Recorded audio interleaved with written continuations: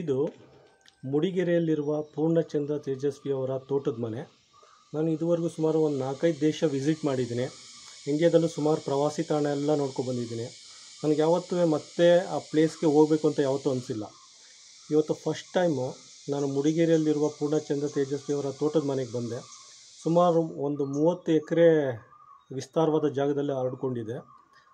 ಆ ಗೇಟಿಂದ ಇವ್ರ ಮನೆಗೆ ಬರೋಕ್ಕೆ ಸುಮಾರು 1 ಕಿಲೋಮೀಟ್ರ್ ಮೇಲ್ಗಡೆ ಆಗುತ್ತೆ. ಅದು ಒಂದು ಹಳ್ಳದಲ್ಲಿ ಮನೆ ಕಟ್ಟಿದ್ದಾರೆ. ಪಕ್ಕ ಕೆರೆ ಇದೆ, ಇವರೇ ಮಾಡ್ಕೊಂಡಿರೋ ಕೆರೆ, ಸುತ್ತ ಊದೋಟ ಇದೆ ಮನೆ. ಇಂಥ ಸುಂದರವಾದ ಪ್ಲೇಸ್ ನಾನು ಇದುವರೆಗೂ ಎಲ್ಲೂ ನೋಡೇ ಇಲ್ಲ.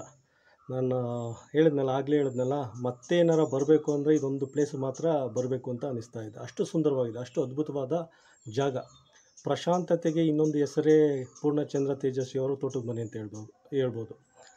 ನೀವು ನಿಮ್ಮ ಬಗ್ಗೆ, ನಿಮ್ಮ ಜೊತೇಲಿ ನೀವೇನಾದರೂ ಟೈಮ್ನ ಸ್ಪೆಂಡ್ ಮಾಡಬೇಕು ಅಂತ ಅಂದ್ಕೊಂಡಿದ್ರೆ ಈ ತೋಟದ ಮನೆಗೆ ನೀವು ಭೇಟಿ ಕೊಡ್ಬೋದು. ಇನ್ನೊಬ್ಬರ ಜೊತೆ ಟೈಮ್ ಸ್ಪೆಂಡ್ ಮಾಡೋಕ್ಕೆ ಪ್ರಪಂಚದಲ್ಲಿ ಬೇಕಾದಷ್ಟು ಜಾಗಗಳಿದೆ. ನೀವು ನಿಮ್ಮ ಜೊತೇಲಿ ಟೈಮ್ ಸ್ಪೆಂಡ್ ಮಾಡಬೇಕು ಅಂದರೆ ಪೂರ್ಣಚಂದ್ರ ತೇಜಸ್ವಿ ಅವರ ಮೂಡಿಗೆರೆಯಲ್ಲಿರುವ ತೋಟದ ಮನೆ one of the best place in the world. ನೋಡಿ, ಇದು ಪೂರ್ಣಚಂದ್ರ ತೇಜಸ್ವಿ ಅವ್ರ ತೋಟ. ಮೇನ್ ಗೇಟಿಂದ ಇಲ್ಲಿಗೆ ಬರೋಕ್ಕೆ ಸುಮಾರು 1 ಕಿಲೋಮೀಟ್ರಿಗಿಂತ ಜಾಸ್ತಿ ತಗೊಳುತ್ತೆ. ನೋಡಿ, ಸುತ್ತ ಕಾಡಿದೆ, ಹೂವಿನ ತೋಟ, ಕಾಫಿ ತೋಟ, ಕಾಫಿ ಗಿಡದಲ್ಲಿ ಹೂವು ಬಿಟ್ಟಿದೆ. ನೋಡಿ ಎಷ್ಟು ಸುಂದರವಾದ ಪ್ಲೇಸಲ್ಲಿ ಮನೆ ಕಟ್ಟಿದ್ದಾರೆ. ಬದುಕಿದರೆ ಈ ರೀತಿ ಬದುಕಬೇಕು. ಮನೆ ಕಟ್ಟಿದರೆ ಇಂಥ ಸ್ಥಳದಲ್ಲಿ ಕಟ್ಟಬೇಕು. ನೋಡಿ, ದುಬೈದು ಪಾಮ್ ಬೀಚ್ ಅಂತೆ, ಅಥವಾ ಮುಂಬೈದು ಜುಹು ಬೀಚು, ಚೆನ್ನೈಯಲ್ಲಿ ಮೆರೀನಾ ಬೀಚು.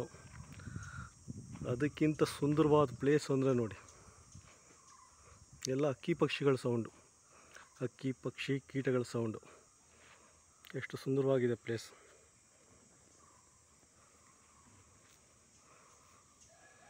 ಸ್ವರ್ಗದ ಪರಿಚಯ ಆಗುತ್ತೆ ನಿಮಗೆ.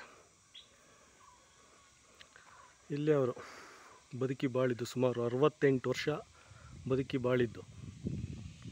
ಇಲ್ಲಿ ನೋಡಿ, ಅದರ ಪಕ್ಕ, ಮನೆ ಪಕ್ಕ ಒಂದು ಕೆರೆ ಅವರೇ ಕಟ್ಕೊಂಡಿದ್ದಾರೆ. ಕೆರೆ ಏನಕ್ಕೆ ಕಟ್ಟಿದ್ದಾರೆ ಅಂದರೆ ಮೀನು ಸಾಕೊಂಡು, ಮೀನು ಹಿಡಿದು ಅವರು ಬಿಡುವಿನ ಸಮಯದಲ್ಲಿ ಟೈಮ್ ಪಾಸ್ ಮಾಡೋಕ್ಕೆ.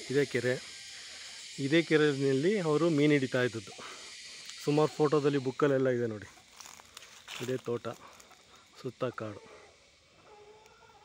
ತುಂಬ ಅದ್ಭುತವಾದ ಸ್ಥಳ ಮೂಡಿಗೆರೆಯಲ್ಲಿ.